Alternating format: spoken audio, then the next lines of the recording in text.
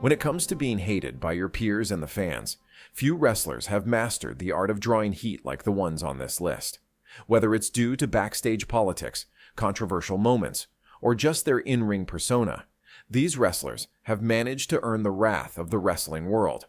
Some of them were villains by design, while others simply rubbed people the wrong way, intentionally or not.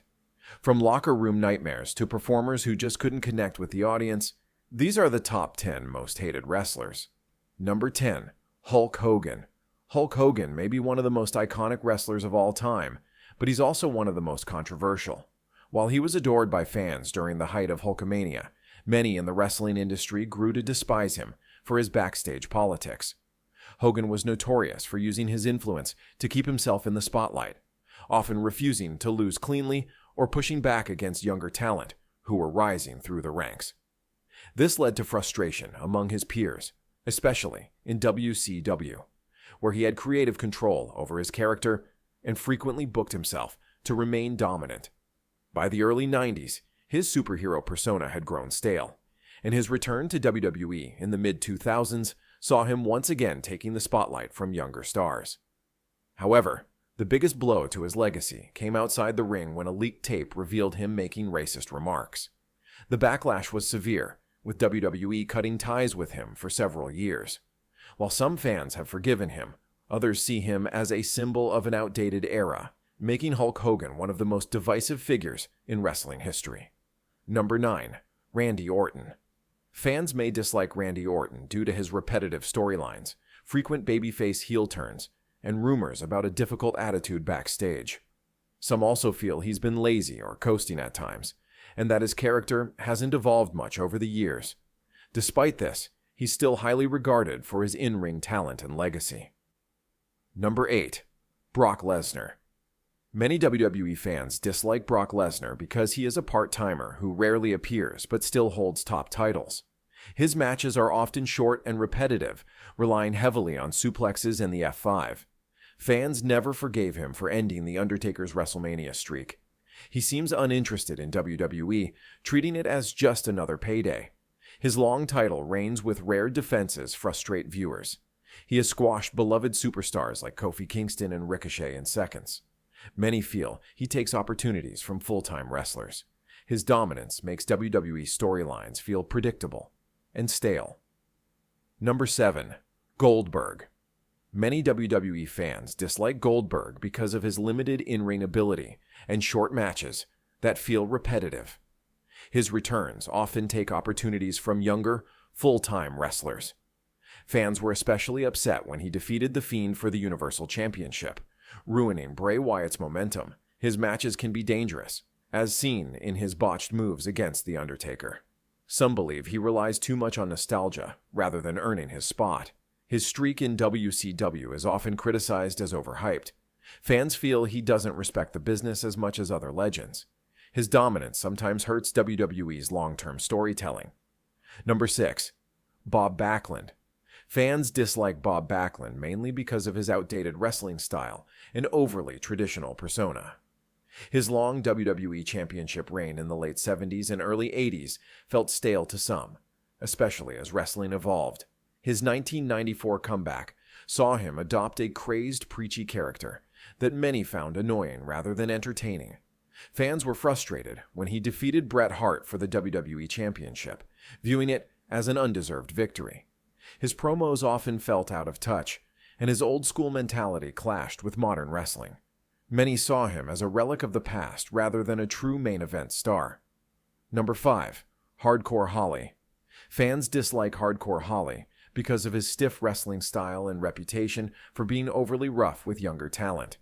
He was known for legitimately hurting opponents, which made him unpopular backstage and with some fans.